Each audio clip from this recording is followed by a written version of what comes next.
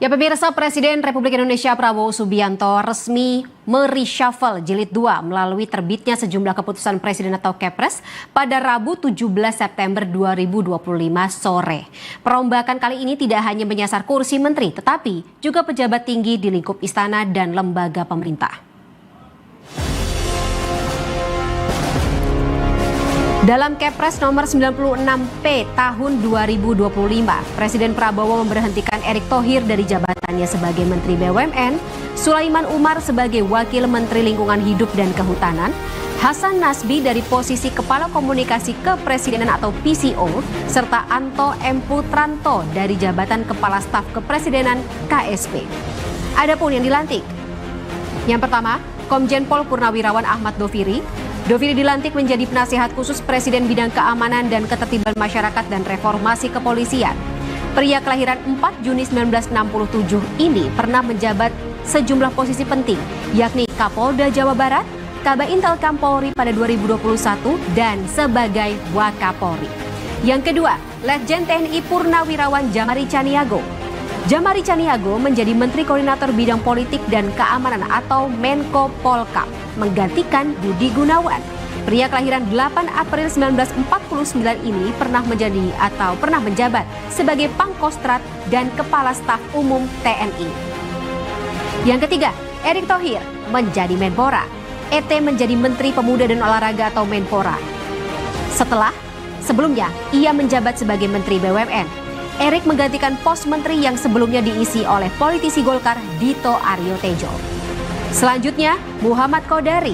Nama Kodari langsung mencuat sebab Kodari bukan sekedar pejabat baru. Ia sebelumnya adalah pengamat politik, pendiri Indobarometer, peneliti yang biasa mengulas strategi kekuasaan di layar kaca. Kini Kodari masuk ke jantung kekuasaan itu sendiri. Muhammad Kodari menggantikan Anto Mukti Putranto yang resmi diberhentikan melalui keputusan Presiden. Nama kelima, Afrian Syahnur. Afrian Syahnur mengisi pos Wamenker yang kosong setelah Immanuel Ebenezer alias Noel diberhentikan karena tersangkut kasus korupsi. Afrian Syah pernah mengemban jabatan yang sama di era Kabinet Presiden Joko Widodo.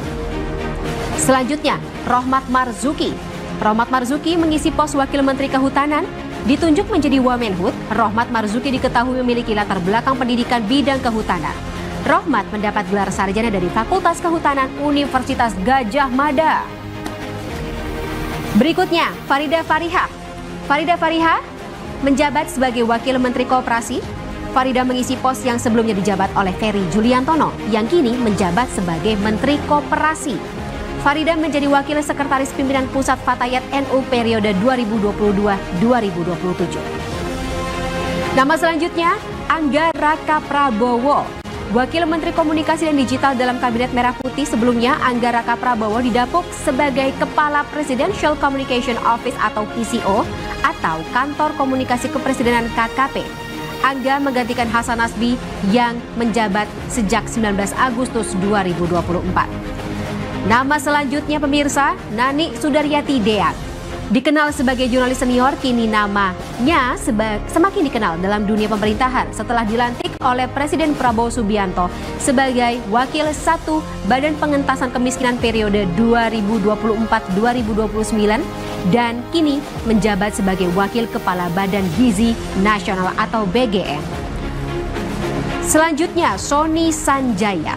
Sony Sanjaya sebelumnya menjabat sebagai Direktur Penyediaan dan Penyaluran Wilayah 2 BGN. Selama menjabat sebagai Direktur, Sony melakukan berbagai inovasi untuk terus memperbaiki tata kelola BGN untuk meningkatkan kualitas program makan bergizi gratis.